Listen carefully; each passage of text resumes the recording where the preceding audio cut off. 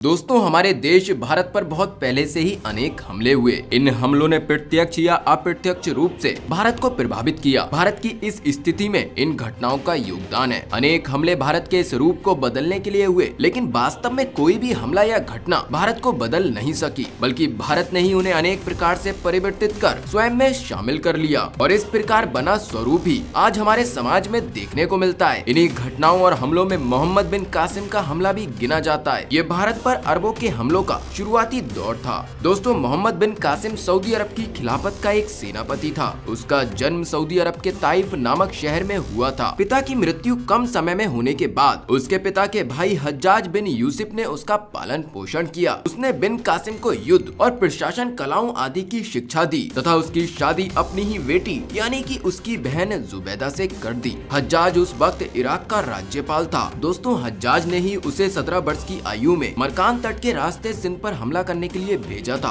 अगर पाकिस्तान की माने तो ये व्यक्ति जिसने उस वक्त के सिंध पर हमला किया था वो पहला पाकिस्तानी था। आश्चर्य की बात है कि उस वक्त पाकिस्तान की कल्पना तक नहीं की गई थी। 1953 में छपी text book 5 years of Pakistan में ये बात आई थी। दोस्तों इसमें सिंध को दक्षिणी एशिया का पहला इस्लामिक प्रांत बताया गया, जिसका कारण ये बताया गया कि मोहम्मद बिन कासिम ने सिंध पर ही हमला करके इस्लाम की बुनियाद डाली थी। भारत के लिए आज भी वो एक आक्रमणकारी ही था। दोस्तों जिस वक्त कासिम ने हमला शुरू किया उस वक्त सिंध इलाके में राजा दाहिर का शासन था। पाकिस्तान का इतिहास हमले के संदर्भ में इस घटना को इस तरह बताता है, जिसने सिंध की जनता को काफिरों की निरंकुश जातिवादी शासन से समतावादी समाज की ओर प्रेरित करते हुए स्वतंत्र किया। हालांकि सिंध के इतिहासकार GM सईद को 1964 में इसलिए जेल में डाल दिया गया था क्योंकि उन्होंने बताया कि दाहिर के समय में हिंदू, बौद्ध और अन्य पंथ को मानने वाले लोगों के बीच सद्भाव था। अरब के मुसलमानों को भी समुद्र के किनारे बसने की इजाजत थी। 711 ईस्वी में मोहम्मद बिन कासिम ने देवल पर हमला करते हुए भारत की ओर एक और कदम बढ़ा दिया। राजा दाहिर के भतीजे ने राजपूतों के साथ इस किले की रक्षा करने की कोशिश की, पर वो असफल रहे। उसका अगला पड़ाव नेउन रहा। नेउन की रक्षा के लिए तैनात अपने पुत्र जय सिंह को राजा ने ब्राह्मणबाद बुला लिया और वहाँ की रक्षा का भार एक पुरोहित पर छोड़ दिया गया। दोस्तों नेउन राज्य में बौद्धों की संख्या काफी अधिक थी। उन्होंने उससे युद्ध करने की बजाय हथियार डाल दिए, जिससे मीर कासिम का उस पर आसानी से कब्जा हो गया। इसके बाद सेहबानी सिविस्तान का शासक माजरा बिना युद्ध किए ही नगर छोड़कर चला गया और इस प्रकार उसने आसानी से यहाँ भी कब्जा कर लिया। तीसम के जाटों पर विजय उसका अगला पड़ाव रहा। जाटों से काफी भयंकर युद्ध हुआ, किंतु उनकी हार हुई। उसके बाद उन्होंने उसकी सत्ता स्वीकार की।